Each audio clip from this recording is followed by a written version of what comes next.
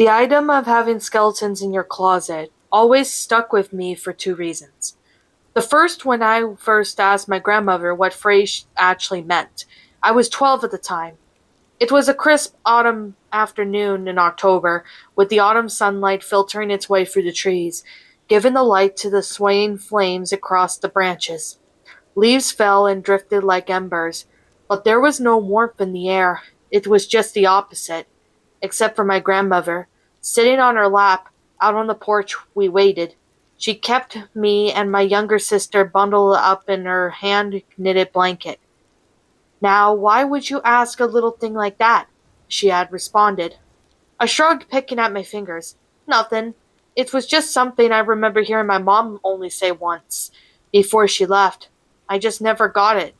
Don't skeletons belong in the graveyard?" Grandma chuckled and brushed the hair out of my face. "Well, that's kind of the whole point. If someone has a skeleton in their closet, it means they're keeping a very nasty secret." "Oh, I thought it meant they really did have skeletons in the closet." The elderly guardian laughed louder this time. "Oh, ho, ho, you kids." "But I hear them. They rattle around my room in the closet at night." "Oh, dearie, that's just the wind knocking some old tree branches against your window. It's nothing to be afraid of." My sister was about to speak up, but before she could, she was cut off by a loud honk. A car pulled up in front of the house and came to a stop, only for our dad to step out from the driver's seat. "Hey, Mum." He waved to the grandma cheerfully before turning to us. "All right, kids, let's get going." My sister and I each gave our grandmother a kiss on the cheek before collecting our things and making our way to the car.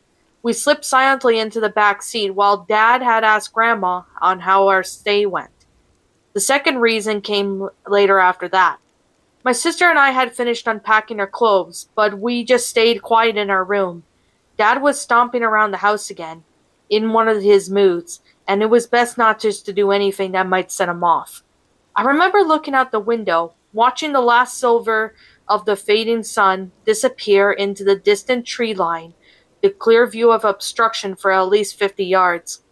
When the footsteps began slamming their way towards our room, my sister and I frantically scrambled to our bed, only just threw the blankets over my body as the door flung open. Our father's murderous gaze bounced back and forth between his offspring, a snarl just barely forming in the match. "Go to sleep now." The lights went out and we dropped down, trying to hide our cowering behind the covers.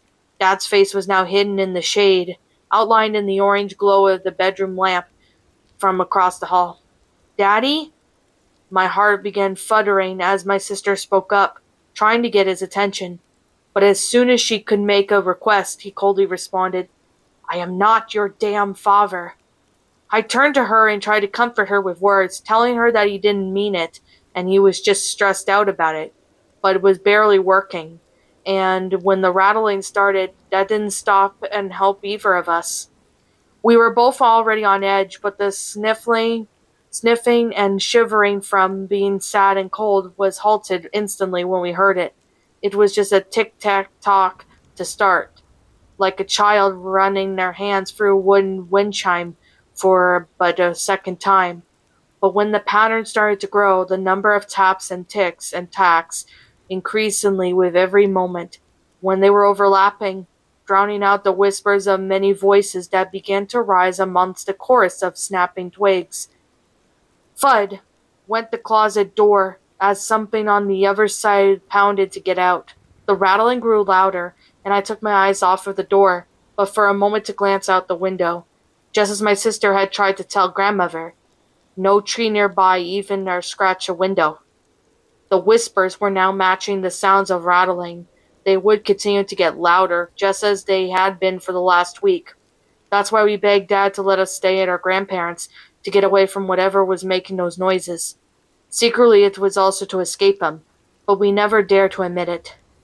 I was completely paralyzed what transpiring, but my sister had reverted back to a sobbing mess.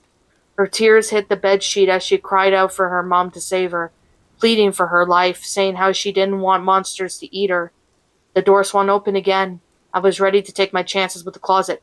"Shut up!" he screamed. I told you damn kids that there's nothing in the closet. Now will you please both stop your crying and just go to sleep? This time, though, before he could make another grand exit, my sister managed to bubble something out. You forgot to let Mummy out, didn't you? Dad stopped in his tracks, slowly turning towards her. What did you just say?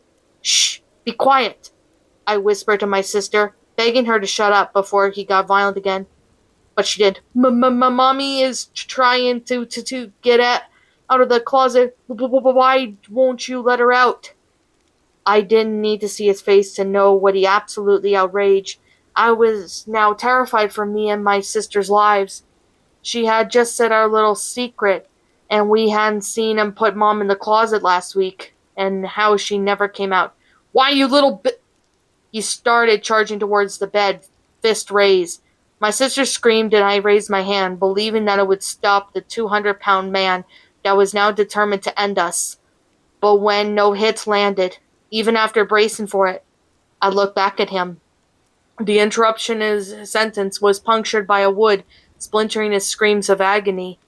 As he fell, the bedroom door was knocked fully open, letting more of the orange light stream in just to make out what was happening. I covered my sister's eyes as best I could, but I made myself witness to my father's judgment. Something had pierced through his fist of rage, now with fingers sprung out and frozen, and that something was connected to the leg bone, and the leg bone was connected to the hip bone, and the hip was connected to the shoulder plate, and that to another leg bone, stretching all the way into the darkness of the closet. Then slowly, orange-tinted tips began to peek out from the pitch black, and amalgamation of bones hobbled out harshly, keeping more of itself hidden. Many skulls twisted and turned, jutting out from its torso, moving their jaws in strange motions to create the many dreadful whispers we were hearing. Every time it moved a limb, the rattling returned, sometimes accompanied with a snap, as the bone would split in two, yet remained attached to the whole, as if were breaking itself apart just to move. Well then, Dada, good thing they're not your kids. The rusty hush copycat of my beloved mother's voice pierced through the moans and murmurs, just as another limb pierced through my father's other arm. He continued screaming, bleeding to death across the hard wooden floor. The horrific corruption of both my parents sent vomit hurtling to my mouth, and I was unable to keep it from escaping. My father tried to call our names, asking for forgiveness as the thing cracked another bone in two, creating a sharp edge for itself. No, Dan, stop it. The monstrosity continued to mock my mother's memory as it sliced through the bone edge down with its forearm, exposing his own skeleton into the open air. A pair of hands then stretched out from over the main mass, gripping his ulna and radius, before forcefully yanking them off his body. I think the man on the floor was unconscious by then. A small part of me wished he wasn't. Soon the creature had made several sharp implements for itself and was tearing my father apart, removing the bones and sticking them into the amalgamation. They fused and joined together in whole, and then it was done. All the skulls turned to us. I shook my head furiously at the beast, but had no words to say. No, not the kids, Dan. You leave them out of this. It was pointed out that one of its hands at us, that slowly but surely vanished back in the dark. I didn't sleep all that night. My eyes stayed glued to that doorway, making absolutely sure it wasn't going to come back and take our bones in our sleep. But it never did. My best guess was that because it was my sister and I had no dirty secrets. We were innocent. Still am to this day, have a loving wife and 3 kids of my own, and we were set to get a house within the next year. I have a decent job with work that is, less fulfilling but not spirit-crushing. I've never cheated on my wife, and never done any shady dealings to get where I am. You want to know why? Because every night I still hear those bones rattle in my closet, reminding me to never go astray. What's up, my pretties? It's the Lion Queen here. I want to appreciate you all for tuning into this video, and I do appreciate you guys supporting my video by giving this video likes and stuff. If you really enjoyed this video, be sure to leave a like, comment and subscribe if you're new, ring the bell for notifications to when I upload so that way you guys will get updated for whenever I upload. If you want to follow me on Twitter or DeviantArt, feel free to leave a follow on those if you are interested in following me on those socials.